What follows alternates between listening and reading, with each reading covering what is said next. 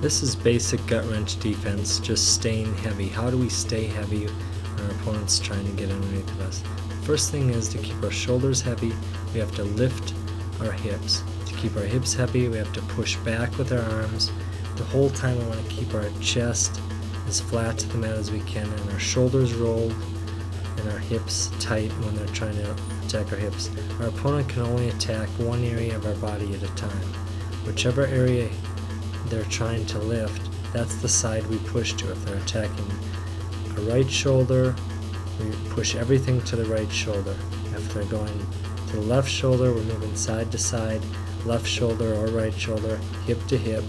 Wherever they're trying to lift us, that's where we put all of our weight without lifting the rest of our body. The only thing we ever lift is our hips just an inch off the mat to get weight on our shoulders.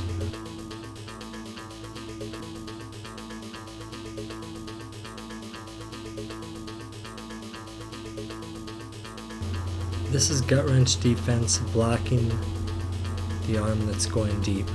Whichever side they're lifting you on, don't worry about that arm. Right now he's lifting me on the left side of my body. He's putting his right arm deep. That's the arm I need to block. Now I need to block it with my right arm.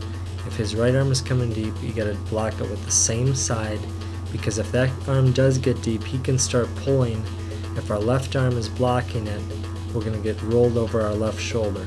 So as he lifts me, I'm blocking it and I'm moving my body forward back down to the mat and pulling the hand out. Reach in again with the same side he's attacking. Move forward, rotate it out.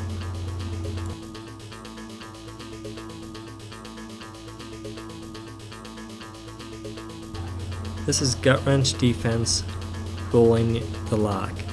When someone gets underneath of us, they're on our rib cage and they have a lock, we have to roll it off of our ribs into the soft tissue.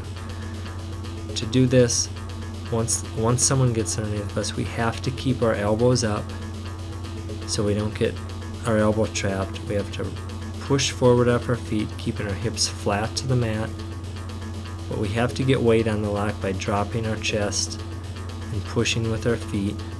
Okay, and keeping our elbows up in front of us. We can't get our arms too narrow or too wide behind our shoulders.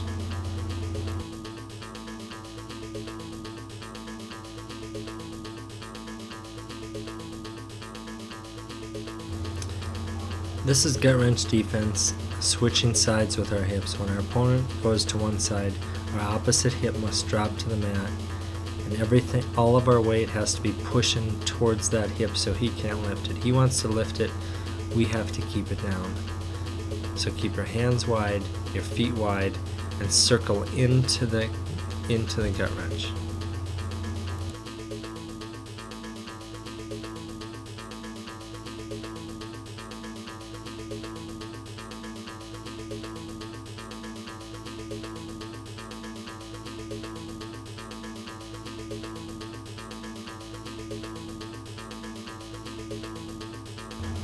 Here's switching our hips from a different angle. Watch the position of my body as I switch my far hip down and my inside shoulder up. I'm circling into my opponent. As they switch sides, you're going to switch your far hip down and your inside shoulder high, keeping your elbows up, at least your inside elbow. Your outside elbow can go down, but be aware that they can switch sides. And just turning and rotating into your opponent's gut wrench.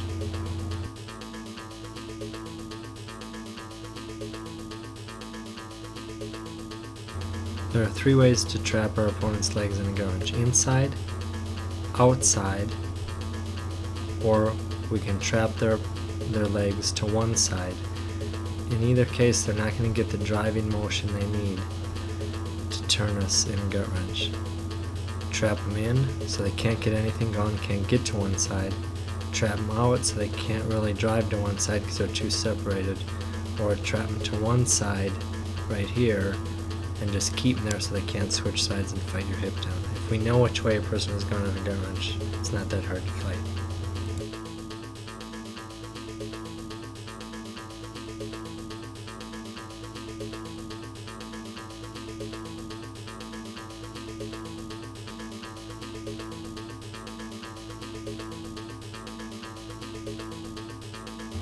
This is defense for a trapped arm gut from a deep waist. If they have a deep waist on the left side, you're going to punch your left hip in and slide over it.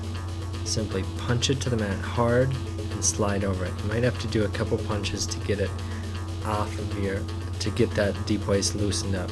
I'm going to punch a few times, and I'm going to get my head to my bicep, down to the mat, a full extension from my right arm to my left foot so he can't drive me over the top. Here it is.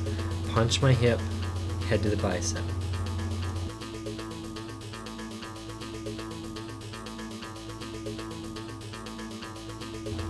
This is defense when a person has gone from a gut wrench to a leg lace and then again back to a gut wrench. When they go from a gut to a lace, we have to beat our hips up so his shoulder doesn't get behind my hips and drive me down. Also, when we beat them there, we have to be ready for them to come back forward for a gut wrench, so our chest has to stay low and slide along the mat. It's going back and forth.